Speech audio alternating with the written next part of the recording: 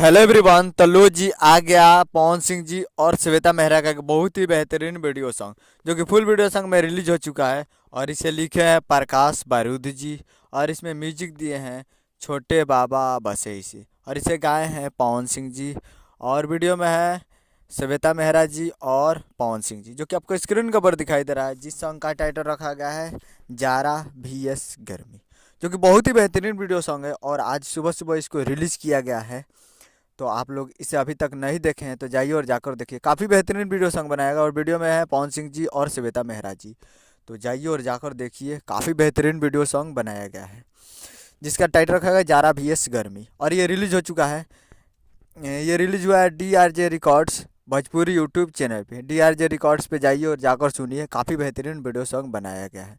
जाइए और जाकर देखिए, पवन सिंह जी का बेहतरीन वीडियो सॉन्ग बनाया गया है। जाइए और देखिए। उम्मीद कर रहा हूँ कि वीडियो अच्छा लगा, तो चैनल को सब्सक्राइब कर बेल आइकन प्रेस करिए, ताकि ऐसे ही खेसारी लाल यादव जी और पवन सिंह जी का लेटेस्ट न्यूज लाते रहें।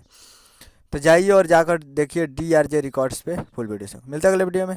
जय हिंद, जय भोजपुरी।